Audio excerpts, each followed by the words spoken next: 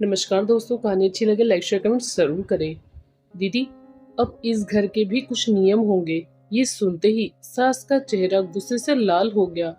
ननद ने वहीं खड़े खड़े कह दिया, ये घर मेरे माँ बाप का है, कोई मुझे नियम नहीं बताएगा। लेकिन उस दिन शीतल ने ना ऊंची आवाज की ना बहस की। उसने सिर्फ इतना कहा, नियम सबके लिए एक समान होंगे। शीतल की शादी को 6 साल हो चुके थे। उसका पति राघव एक कंपनी में नौकरी करते थे। घर में सास जानकी जी और राघव की बड़ी बहन ममता थी। ममता की शादी को भी 2 साल हो चुके थे, लेकिन वह हर महीने मायके जाती थी। आना किसी को बुरा नहीं लगता था, लेकिन आते ही वो घर पर अपना हक जमाने लगती थी। रसोई में क्या बनेगा, उसे जो पसंद होगा वही खाना बनेगा। यहाँ तक कि शीतल किससे फोन पर बातें करेगी, वो हर बात में दखल देती थी।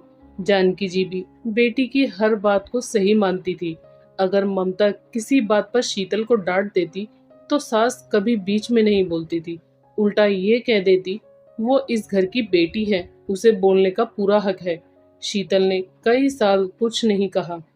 उसे लगता था कि समय के साथ सब ठीक हो जाएगा, लेकिन धीरे धीरे बात इतनी बढ़ गई कि ममता बिना पूछे रसोई का सामान अपने घर ले जाने लगी। कभी दूध, कभी राशन, तो कभी बच्चों के लिए रखे फल। और अगर शीतल कुछ पूछ लेती तो जवाब मिलता, अपने ही घर से ले रही हूँ, तुझे हिसाब देने की कोई जरूरत नहीं है। एक दिन राघव महीने भर राशन लाकर रखता था।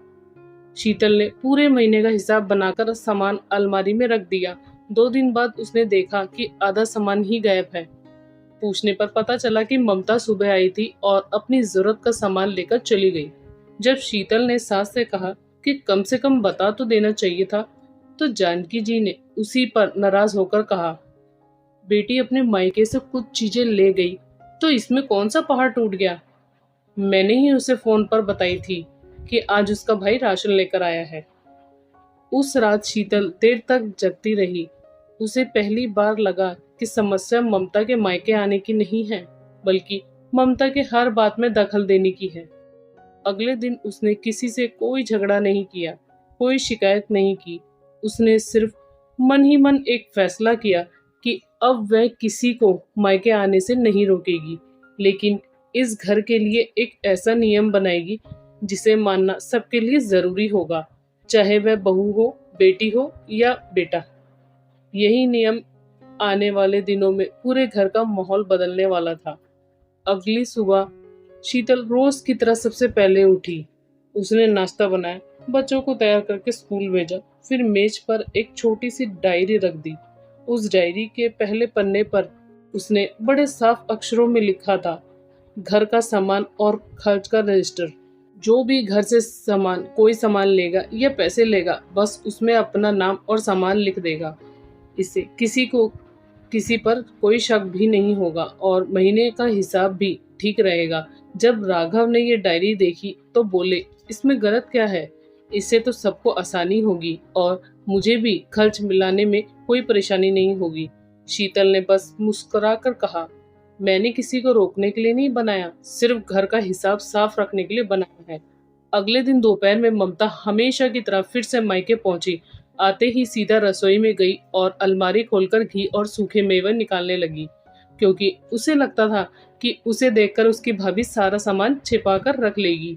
तभी उसकी नजर मेज पर रखी डायरी पर पड़ी। उसने पढ़ा और तुरंत उसका चेहरा बदल गया। वह तेज आवाज में बोली, अब मुझे भी लिखकर सामान ले जाना पड़ेगा क्या? मैं इस घर की बेटी हूँ, कोई बाहर वाली नहीं। शीतल ने बिल्कुल शांत स्वर में कहा, दीदी, ये नियम सिर्फ आपके लिए नहीं है, सभी के लिए है। कल राघव जी ने भी दूध के पैसे इसमें लिखे थे।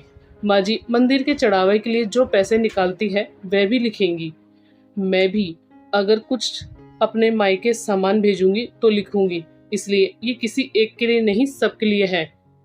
इतने में जानकी जी भी वहां आ गई। उन्होंने डायरी उठाकर गुस्से में कहा, बहू, तेरी हिम्मत कैसे हुई मेरी बेटी पर नियम लगाने की? शीतल ने पहली बार बिना घबराए उनकी आंखों में देखकर कहा, माँ जी, मैंने किसी पर नियम नहीं लगाया, मैंने घर में नियम बनाया है। घर नियम से चलता है और रिश्ते प्यार से चलते हैं। अगर दोनों साथ रहे तभी परिवार बना रहता है। ममता को ये बात बिल्कुल पसंद नहीं आई। उसने गुस्से में डायरी मेज पर पटक दी और बोली, आज एक डायरी रखी है, कल कहोगी कि मायके ही मत आया करो। शीतल ने तुरंत जवाब दिया, दीदी अगर मुझे आपको रोकना होता तो मैं अंदर ही नहीं आने देती। मैंने तो सिर्फ हिसाब रखने की बात की है।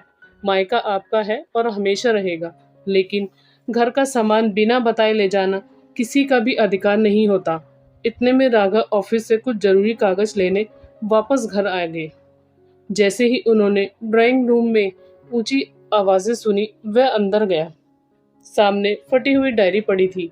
माँ गुस्से में थी और ममता रोने का नाटक करते हुए बोली, भैया देख लो अपनी पत्नी को, अब मुझे मेरे ही मायके के नियम सिखा रही है। राघव ने पहले कुछ नहीं कहा। उन्होंने चुपचाप डायरी उठाई, उसके फटे हुए पन्ने जोड़े और फिर एक ऐसा सवाल पूछा जिसके बाद पूरे घर में सन्नाटा छा गया। राघव ने डायरी हाथ में लेकर पूछा, दीदी अगर आपके ससुराल में आपका देवर या ननद बिना बताए हर हफ्ते राशन और पैसे ले जाए तो क्या आप उसे भी यही कहेंगी कि ये मेरा घर है? मुझे किसी से पूछने की जरूरत नहीं है। जब आपकी कमाई भी सीमित हो, मैं एक बार महीने भर का सामान लाता हूँ और आप हर महीने आती हैं और चुपचाप ले जाती हैं, बस थोड़ा बहुत सामान छोड़ देती हैं। ममता कुछ पल के लिए बिल्कुल चुप हो गई। उसके बाद उस सवाल का कोई जवाब नहीं था। उसने नजरें फेर ली और बोली, ये बात अलग है। राघव ने तुरंत कहा, नहीं दीदी, बात बिल्कुल वही है। नियम अगर गलत है तो सबके लिए गलत है और अगर सही है तो सबके लिए सही है। जानकी जी को बेटे का अपनी बहू की का समर्थन करना बिल्कुल भी अच्छा नहीं लगा। उन्होंने गुस्से में कहा, आज तू अपनी बहन के खिलाफ बोल रहा है?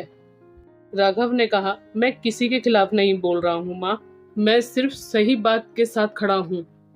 घर का माहौल गंभीर हो गया। ममता बिना कुछ बोले अपने कमरे में चली गई। जाते जाते उसके मन ही मन में तय कर लिया कि वह शीतल को इस बात की कीमत जरूर चुकाएगी। 2 महीने तक वो मायके नहीं आई। तीसरे महीने अचानक वह अपने पति के रमेश के साथ घर पहुंची। इस बार उसका अंदाज पहले जैसा नहीं था। उसने आते ही सबके सामने कहा, आज मैं अपना कुछ संभाल लेने आई हूँ जो पहले भूल गई थी। शीतल ने मुस्कुराकर कहा, जरूर दीदी, जो आपका है वह आपका ही रहेगा, किसी ने नहीं छुआ है। लेकिन कुछ देर बाद ममता ने अलमारी से वो सोने का हार निकाल लिया जो शीतल के मायके वालों ने उसकी शादी में दिया था।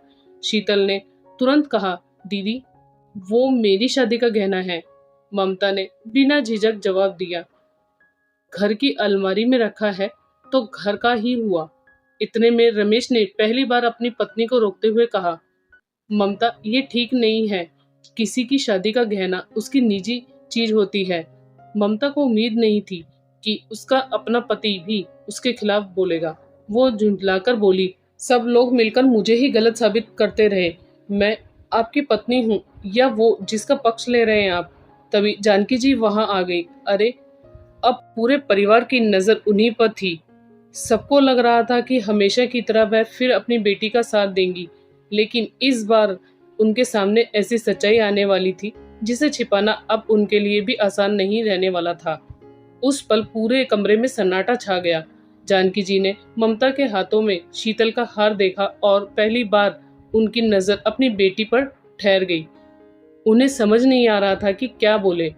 कुछ पल तक वह कुछ नहीं बोली, फिर धीरे से बोली, ममता वो हार वापस रख दो, जहां से लिया है वहीं। ममता को यकीन ही नहीं हुआ। उसने हैरानी से पूछा, माँ आप भी मेरी गलती निकाल रही हैं?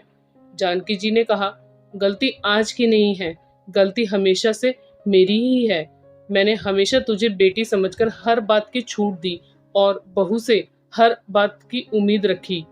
इसी वजह से आज तुझे लगने लगा कि इस घर की हर चीज पर सिर्फ तेरा हक है। जो मन किया उठा के ले गई।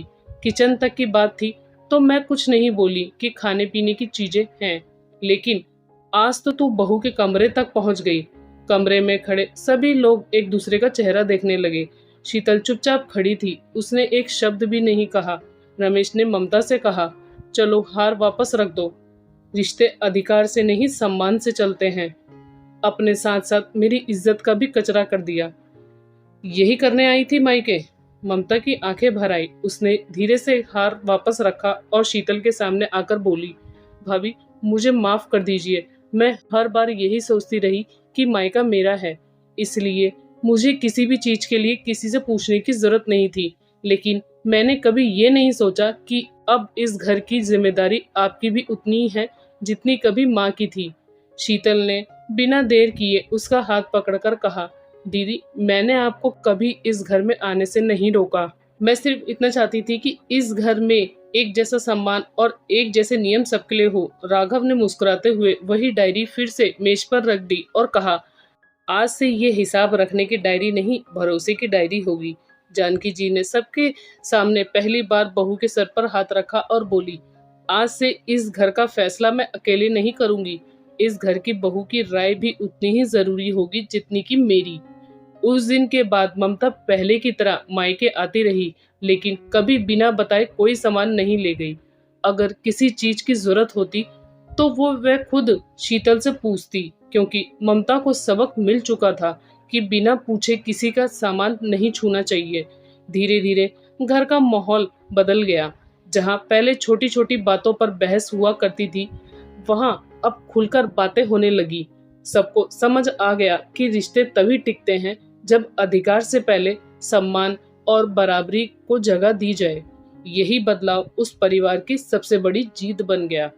मायके की बेटी हो या घर की बहू, नियम और आत्मसम्मान सबके लिए बराबर होने चाहिए। जब परिवार में जिम्मेदारी और भरोसे का भाव होता है, तभी रिश्तों में मिठास बनी रहती है। तो दोस्तों, आपकी इस कहानी में क्या राय है, हमें कमेंट करके जरूर बताएं।